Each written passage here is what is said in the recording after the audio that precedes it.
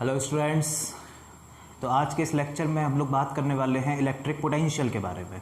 तो समझेंगे electric potential क्या होता है। तो देखो, इलेक्ट्रिक पोटेंशियल को समझने के लिए आपको एक टर्म समझनी होगी शॉर्ट में, जिसका नाम है electric field. Electric field, electric field क्या होता है बच्चों कि मान लीजिए कोई भी चार्ज है आपके पास, सपोज एक पॉजिटिव चार्ज है Q, ठीक है। तो इसके चारों तरफ अपना एक एरिया ऑफ इन्फ्लुएंस होता है, अपना एक एरिया ऑफ रीजन, एक ऐसा रीजन होता है जहां पर अपना ये इन्फ्लुएंस, अपना इफेक्ट शो कर सकता है। उस एरिया को, उस रीजन को हम लोग शॉर्ट में समझ सकते हैं एज इलेक्ट्रिक फील्ड। हर किसी का अपना एक फील्ड होता है। कोई मैग्नेट है तो उसके पास अगर हम आयरन नील को लेके जाएंगे तो अट्रैक्ट कर लेगी, दूर रखेंगे तो नहीं करेगी। दूर रखने पर नहीं कर रही, इसका मतलब क्या है कि वो उसके मैग्नेटिक फील्ड से बाहर है। तो अगर इस पॉजिटिव चार्ज के इस सर्कल के अंदर, इस गोले के अंदर कोई दूसरा पॉजिटिव चार्ज आएगा तो उसको रिपेल कर देगा, या नेगेटिव चार्ज आएगा तो उसको अट्रैक्ट कर लेगा।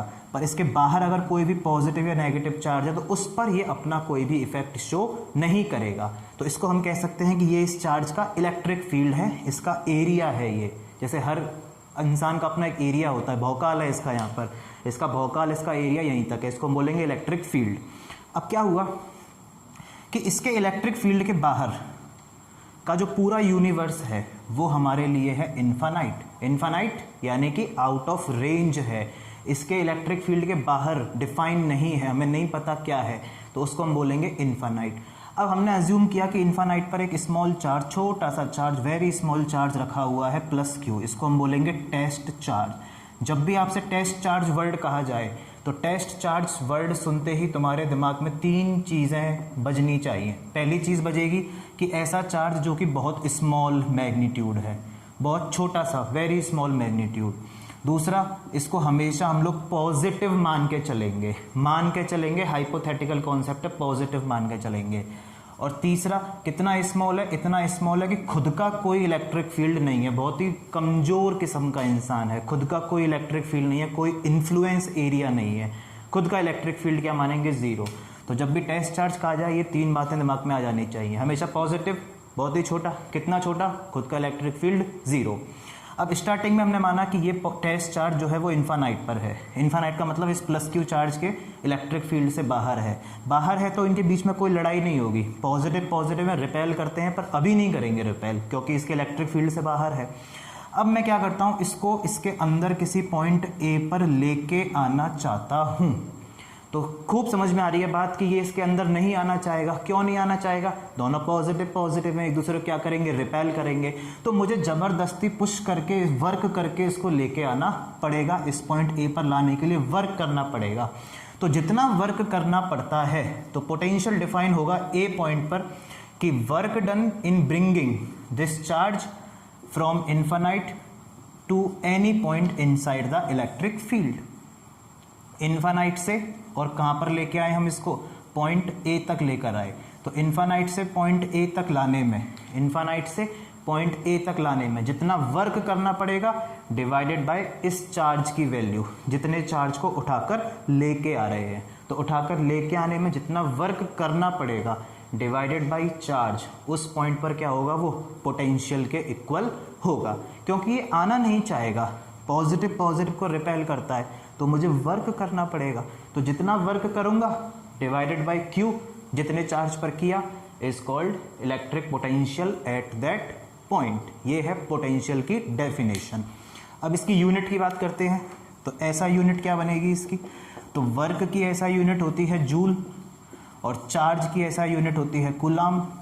तो पोटेंशियल की हमारे पास यूनिट बनी जूल पर कूलाम, और हमने फिक्स कर दिया कि बार बार इतना लंबा कौन बोलेगा, जूल पर कूलाम। तो हमने बोला कि 1 वोल्ट बोलेंगे इसको हम, 1 जूल पर कूलाम को। तो 1 जूल पर कूलाम ही हमारा क्या होता है, 1 वोल्ट के इक्वल होता है। This is called potential. अब बात करते हैं पोटेंशियल डिफरेंस की, कि पोटेंशियल डिफरेंस क्या होता है। तो देखें पोटेंशियल डिफरेंस क्या है, इलेक्ट्रिक पोटेंशियल डिफरेंस। तो डिफरेंस का मतलब 2 पॉइंट्स के बीच में पोटेंशियल का डिफरेंस, डिफरेंस का मतलब 2 पॉइंट्स के बीच में पोटेंशियल का डिफरेंस। फिर से वही +Q चार्ज, ये इसका एरिया ऑफ इन्फ्लुएंस, कि यहां तक इसका इफेक्ट है, इसके बाहर इसका इफेक्ट नहीं है। वैसे तो अगर डिटेल में समझें तो किसी भी चार्ज का इफेक्ट इन्फानाइट तक होता है, ठीक है। लेकिन ये काउंटेबल इफेक्ट है कि यहाँ तक हम लोग काउंट कर रहे हैं, इसके बाहर जो इसका इफेक्ट है वो क्या है, बहुत स्मॉल है। वैसे इसका इफेक्ट इन्फानाइट तक होगा, लेकिन यहाँ तक काउंटेबल है, इसके बाहर बहुत नेग्लिजिबल इफेक्ट है। मैग्नेट से बहुत दूर ले जाओ किसी को तो फोर्स तो लगेगा, लेकिन बहुत कम अमाउंट का लगेगा, जिससे वो उसको अपनी तरफ अट्रैक्ट नहीं कर पाएगी। फोर्स तो लगेगा। तो ये चार्ज का इलेक्ट्रिक फील्ड। अब हमने बोला कि ए पॉइंट तक तो लेके आ गए थे हम पहले, तो ए पॉइंट तक लाने में पोटेंशियल हुआ VA। अब इस चार्ज को, वही प्लस क्यू चार्ज है, टेस्ट चार्ज, इसको उठाकर अब हम ए पॉइंट से और इसके इलेक्ट्रिक फील्ड के अंदर ही किसी पॉइंट बी तक लेके आना चाहते हैं, तो फिर मुझे वर्क करना पड़ेगा। तो यहाँ का पोटेंशियल मान लिया मैंने V, ए पॉइंट से बी पॉइंट तक लाने में। तो इन दोनों पॉइंट्स के बीच का जो डिफरेंस है वो हमारा पोटेंशियल डिफरेंस होगा। तो फाइनल माइनस इनिशियल करना है हमेशा, final point minus initial point.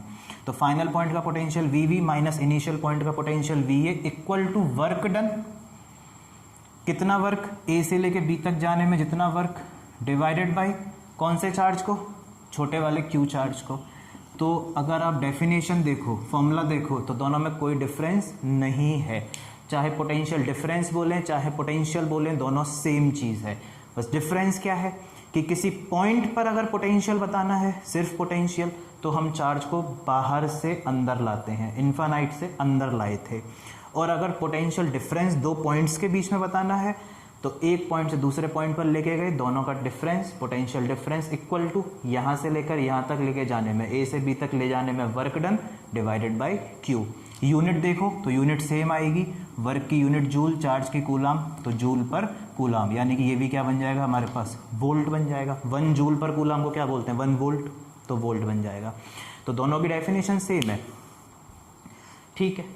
तो ये तो बात हुई हमारे पास पोटेंशियल डिफरेंस और पोटेंशियल की।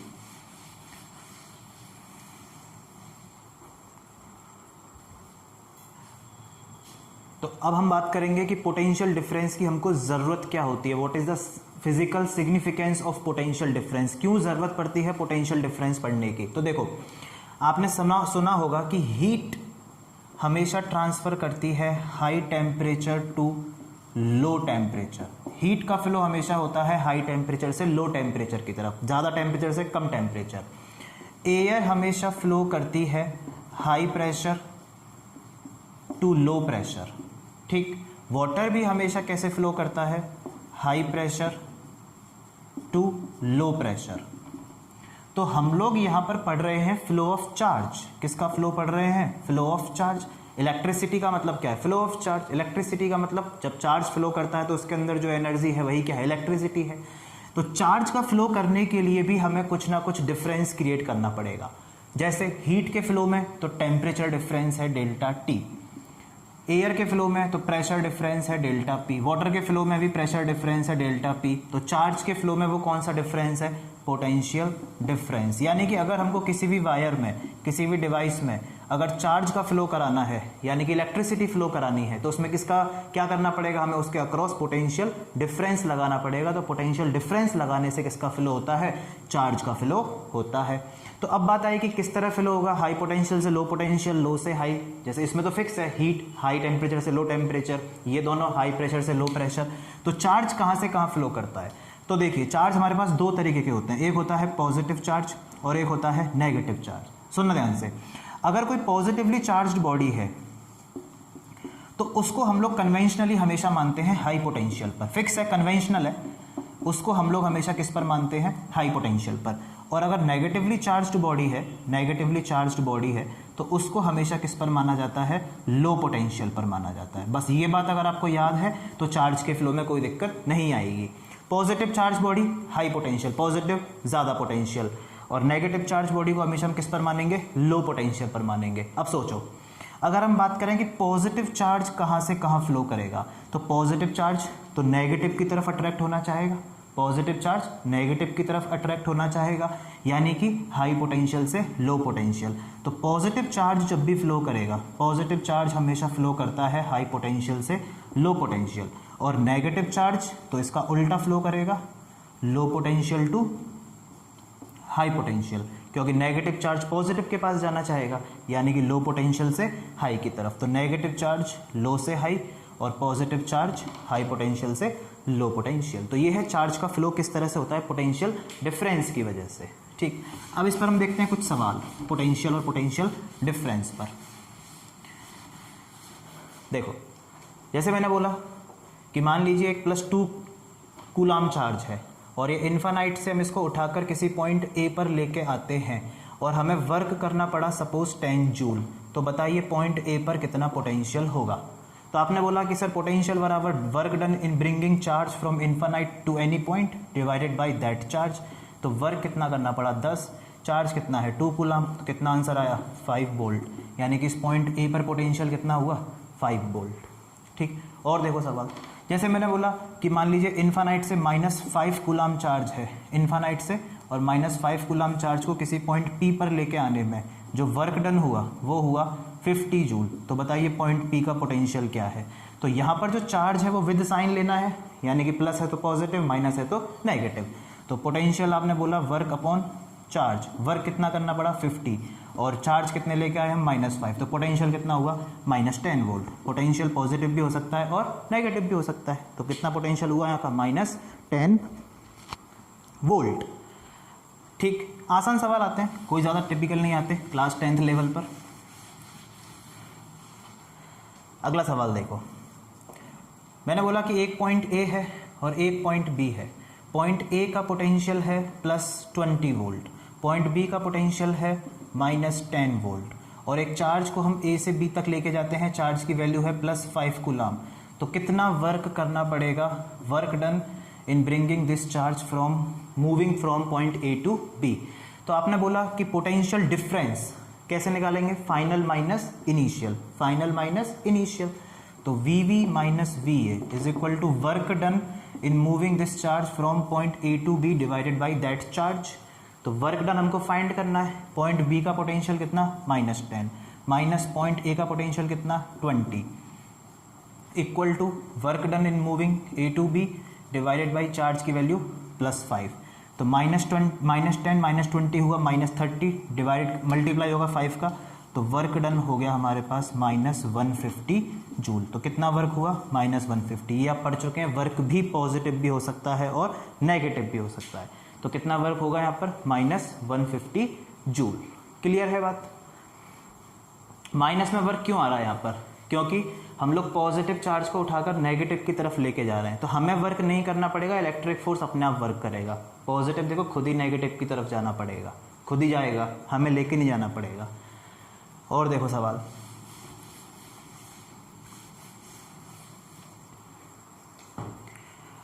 मैंने बोला एक पॉइंट ए एक पॉइंट बी, ठीक है। पॉइंट ए का पोटेंशियल है +50 वोल्ट और पॉइंट बी का पोटेंशियल है +20 वोल्ट, दोनों ही पॉजिटिव पर है, ठीक है। और चार्ज को हम लेके जा रहे हैं बी से ए की तरफ, और चार्ज की वैल्यू मैंने बोला कि +2 कूलाम। तो बताइए वर्क डन बी टू ए में कितना करना पड़ेगा। तो इस बार बी से ए पर लेके जा रहे हैं, तो वही फाइनल माइनस इनिशियल। तो V A minus B B equal to work done, B से ए पर लेके गए B to A divided by that charge. तो ए पर पोटेंशियल कितना 50 माइनस बी पर पोटेंशियल कितना 20, वर्क हमको फाइंड करना है, चार्ज की value 2 coulomb. 50 minus 20 30 multiply by 2, तो वर्क डन बी टू ए हो गया हमारे पास 60 जूल। पॉजिटिव आया क्योंकि हमें वर्क करना पड़ेगा। क्यों करना पड़ेगा, दोनों ही पॉजिटिव पर हैं, लेकिन ये ज़्यादा पॉजिटिव है, ये कम पॉजिटिव है, तो यहाँ पर रिपल्शन होगा। भाई +20 पर चार्ज था, ठीक है, रिपल्शन कम था, पर +50 पर ले जाने पर ज़्यादा रिपल्शन होगा, तो वर्क करना पड़ेगा। तो पॉजिटिव वर्क आया 60 जूल। तो इस तरह से सवाल आते हैं पोटेंशियल और पोटेंशियल डिफरेंस पर। अब हम बात करते हैं नेक्स्ट इलेक्ट्रिक करंट के बारे में। इलेक्ट्रिक करंट, करंट क्या होती है, करंट को हम लोग कैसे डिफाइन करते हैं, तो amount of charge flowing in per unit time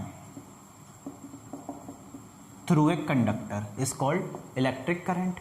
electric current का सिंबल क्या है, आई है। तो तो फॉर्मूला क्या बना, I is equal to Q upon T, amount of charge, Q का मतलब क्या है चार्ज, और टी क्या है हमारे पास, टी का मतलब टाइम। तो कितना चार्ज फ्लो हुआ एक सेकंड में, एक सेकंड में फ्लो होने वाला चार्ज, या फिर हम बोल सकते हैं rate of flowing of charge या rate of flow of charge, एक सेकंड में कितना चार्ज फ्लो हुआ, दैट इज कॉल्ड करंट। तो आपने फॉर्मूला पढ़ा है Q equal to N E, N का मतलब नंबर ऑफ इलेक्ट्रॉन्स, कितने इलेक्ट्रॉन्स फ्लो हो रहे हैं, और ई का मतलब क्या है चार्ज ऑन वन इलेक्ट्रॉन, जिसकी वैल्यू आपको लर्न होनी चाहिए पूरे चैप्टर में, -1.6 इंटू 10⁻⁻19 कूलम, एक इलेक्ट्रॉन पर चार्ज इतना होता है। तो अगर मैं ये वैल्यू यहाँ रख दूँ तो I इक्वल टू हमारे पास एन ई अपॉन टी, कभी काम में नहीं आने वाला फॉर्मूला, याद भी रख सकते हो, नहीं भी याद हो कोई दिक्कत नहीं है, इससे काम चल जाएगा। और आपको ये याद है Q बराबर एन ई, तो वैल्यू रख के पुट कर सकते हैं, ज़बरदस्ती का निकाला फॉर्मूला है, ठीक है। तो ये बात हुई इलेक्ट्रिक करंट के फॉर्मूले की, Q अपॉन टी यानी कि चार्ज पर यूनिट टाइम। अब बात करते हैं कैसी क्वांटिटी है ये। तो इलेक्ट्रिक करंट एक स्केलर क्वांटिटी है, पोटेंशियल भी स्केलर क्वांटिटी है, इलेक्ट्रिक करंट भी कैसी क्वांटिटी है, स्केलर। लेकिन ऐसी स्केलर क्वांटिटी है जिसमें डायरेक्शन होती है, स्केलर तो है लेकिन इसमें साथ में और क्या है, डायरेक्शन है। आमतौर पर हम लोग बोलते हैं कि जिनमें डायरेक्शन होती है वो वेक्टर क्वांटिटीज होती हैं, पर करंट स्केलर होते हुए भी इसके पास क्या है, डायरेक्शन है। तो पहले तो हम डायरेक्शन समझेंगे, इसकी डायरेक्शन कहाँ से कहाँ होती है इलेक्ट्रिक करंट की। तो इलेक्ट्रिक करंट की जो डायरेक्शन होती है वो हमेशा पॉजिटिव टर्मिनल से और नेगेटिव टर्मिनल की तरफ होगी, पॉजिटिव टर्मिनल से लेकर नेगेटिव टर्मिनल की तरफ, यानी कि आप कह सकते हो हाई पोटेंशियल से लो पोटेंशियल। करंट फ्लो करता है हाई पोटेंशियल से लो पोटेंशियल, ठीक है। अब इसमें एक इंटरेस्टिंग बात यह आती है कि करंट की जो डायरेक्शन है वो हमेशा opposite to the flow of electrons ली जाती है। यानी कि जैसे मान लीजिए पॉइंट ए है, ये पॉइंट बी है और ये कंडक्टिंग वायर है, और सपोज मैं आपसे कहता हूं कि इलेक्ट्रॉन्स का फ्लो ए से बी की तरफ है, इलेक्ट्रॉन्स ए से बी की तरफ फ्लो कर रहे हैं, तो करंट की डायरेक्शन उल्टी होगी, रिवर्स होगी, बी से ए की तरफ। क्यों होगी, उसके पीछे का रीज़न क्या है, उसके पीछे का रीज़न बहुत सिंपल सा है कि इलेक्ट्रिसिटी की डिस्कवरी हुई है बाद में, इलेक्ट्रिसिटी की डिस्कवरी हुई है पहले और इलेक्ट्रॉन की डिस्कवरी हुई है बाद में। इलेक्ट्रॉन बाद में डिस्कवर हुआ, इलेक्ट्रिसिटी पहले ही डिस्कवर हो गई थी। तो उस टाइम पर यह माना जाता था कि इलेक्ट्रिसिटी में जो चार्ज का फ्लो है वो पॉजिटिव चार्ज का फ्लो है। किसका फ्लो है, पॉजिटिव चार्ज का। तो अगर इलेक्ट्रॉन इस डायरेक्शन में गए हैं, ए से बी गए हैं, यानी कि पॉजिटिव चार्ज कहाँ गया होगा, बी से ए, तो उस टाइम पर बोल दिया कि ठीक है करंट भी किस डायरेक्शन में होगी, बी से ए। लेकिन बाद में जब इलेक्ट्रॉन डिस्कवर हुआ तो पता चला कि जो भी इलेक्ट्रिकल डिवाइसेस हैं, जितने भी डिवाइसेस वर्क कर रहे हैं जिसमें करंट फ्लो होती है, चार्ज का फ्लो होता है, तो उसमें पॉजिटिव चार्ज कभी फ्लो नहीं करता, सिर्फ और सिर्फ कौन फ्लो करते हैं, इलेक्ट्रॉन्स फ्लो करते हैं, नेगेटिव चार्ज फ्लो करता है। तो इसलिए करंट की डायरेक्शन को चेंज नहीं किया, वही डायरेक्शन बोली, लेकिन सिर्फ ये बोल दिया कि जिस डायरेक्शन में इलेक्ट्रॉन चलेंगे उसके ऑपोजिट करंट है, उसके ऑपोजिट करंट है। तो बेसिकली करंट की जो डायरेक्शन डिफाइन की गई थी, पहले की गई थी, वो पॉजिटिव चार्ज के फ्लो की वजह से की गई थी कि पॉजिटिव चार्ज चलेगा उस डायरेक्शन में करंट है। तो ये बात आज भी सही है, लेकिन बाद में पता ये चला कि पॉजिटिव चार्ज तो चलता ही नहीं है, कौन चलते हैं, इलेक्ट्रॉन चलते हैं। तो बोल दिया भैया कि जहाँ पर इलेक्ट्रॉन जा रहे हैं उसके ऑपोजिट आप क्या ले लो, करंट की डायरेक्शन ले लो। तो करंट के पास डायरेक्शन तो है, फिर भी ये स्केलर है। अब ये स्केलर क्यों है, क्योंकि ये वेक्टर एडिशन के लॉज को फॉलो नहीं करती, वेक्टर एडिशन के लॉज को फॉलो नहीं करती है। सपोज मैं आपसे बोलूं कि एक वायर में यहाँ से 3 एम्पियर करंट आया, एक वायर में यहाँ से 5 एम्पियर करंट आया, तो बताओ इस वायर में कितना करंट जाएगा। तो आप सिंपल बोलोगे सर 3 एम्पियर आया, 5 एम्पियर आया, तो इसमें नेट करंट जाएगा 8 एम्पियर। तो हम दो स्केलर्स को ही ऐसे जोड़ते हैं, दो वेक्टर्स इस तरह से ऐड नहीं होते। अगर 3 और 5 दो वेक्टर क्वांटिटीज होती तो और इस तरह से एंगल पर अगर वो होते तो उनका रिजल्टेंट 8 नहीं आता, ठीक है। तो ये वेक्टर एडिशन के लॉज को फॉलो नहीं करती। 3 एम्पियर कहीं से भी लाओ, किसी भी डायरेक्शन से लाओ, 5 एम्पियर किसी भी डायरेक्शन से लाओ, तो मिलकर 8 एम्पियर ही बनेगा हमेशा। जबकि वेक्टर में डायरेक्शन से फर्क पड़ता है। आप 3 न्यूटन फोर्स और 5 न्यूटन फोर्स को अलग अलग डायरेक्शन में ऐड करोगे तो अलग अलग आंसर आएगा। 3 न्यूटन 5 न्यूटन सेम डायरेक्शन में जोड़ोगे तो 8 न्यूटन आएगा, ऑपोजिट में जोड़ोगे तो 2 न्यूटन आएगा, अगर किसी एंगल पर जोड़ोगे तो अलग आंसर आएगा। करंट पे फ़र्क नहीं पड़ता, हाँ ऑपोजिट करोगे तो ऑब्वियसली फ़र्क पड़ेगा, बाकी एंगल अगर आप कुछ भी रखोगे तो फ़र्क नहीं पड़ेगा। तो ये बात हुई इलेक्ट्रिक करंट की डायरेक्शन की। स्केलर क्यों है? क्योंकि वेक्टर एडिशन के लॉज को फॉलो नहीं करती, नहीं मानती ये लॉज को, मेरे को नहीं मानना।